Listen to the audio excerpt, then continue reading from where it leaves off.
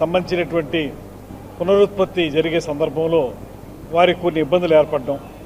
సరైనటువంటి వైద్య సదుపాయాలు లేక కంటే కూడా సరైన సమయానికి హాస్పిటల్కి వెళ్ళలేకపోవడం వల్ల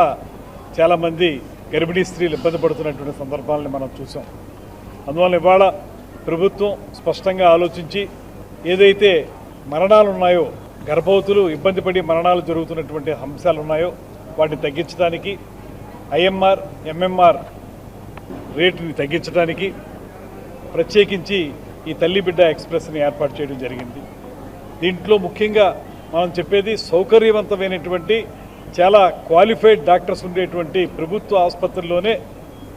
వారి పిల్లల్ని కనేదానికి అవకాశం తీసుకోవాలనేటువంటి మాటని తల్లులందరికీ చెప్పడం, దాంతోపాటు హై రిస్క్ ఉన్నటువంటి తల్లులు ఎవరైతే ఉన్నారో, ఎనీమియా ఉన్నటువంటి వాళ్ళు, ఈ రకమైనటువంటి హై రిస్క్ ఉన్నటువంటి రకరకాల హై రిస్క్ ఉన్నటువంటి గర్భవతులకి అందరికీ కూడా సమయానికి హాస్పిటల్కి తీసుకొచ్చి వారికి సరైనటువంటి వైద్య సదుపాయం అందించడం ద్వారా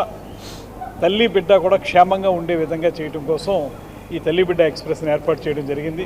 తల్లి బిడ్డ సంక్షేమం కోసం ఆంధ్రప్రదేశ్ రాష్ట్ర ప్రభుత్వం తీసుకుంటున్నటువంటి అనేకమైనటువంటి ప్రయోజనకరమైన అంశాల్లో ఒక అత్యద్భుతమైనటువంటి కార్యక్రమం ఈ తల్లి బిడ్డ ఎక్స్ప్రెస్ అనేటువంటిది ప్రత్యేకంగా చెప్పుకోవాలి. మనం చాలా కాలంగా చూస్తూ ఉన్నాం, సరైనటువంటి ఆర్థిక వనరులు లేనటువంటి కుటుంబాల్లో తల్లులు కానీ పిల్లలు కానీ వారికి సంబంధించినటువంటి పునరుత్పత్తి జరిగే సందర్భంలో వారికి కొన్ని ఇబ్బందులు ఏర్పడడం, సరైనటువంటి వైద్య సదుపాయాలు లేక కంటే కూడా సరైన సమయానికి హాస్పిటల్కి వెళ్ళలేకపోవడం వల్ల చాలామంది గర్భిణీ స్త్రీలు ఇబ్బంది పడుతున్నటువంటి సందర్భాలను మనం చూసాం.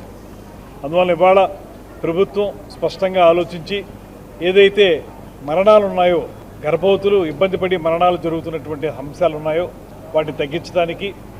ఐఎంఆర్ ఎంఎంఆర్ రేటుని తగ్గించడానికి ప్రత్యేకించి ఈ తల్లి బిడ్డ ఎక్స్ప్రెస్ని ఏర్పాటు చేయడం జరిగింది. దీంట్లో ముఖ్యంగా మనం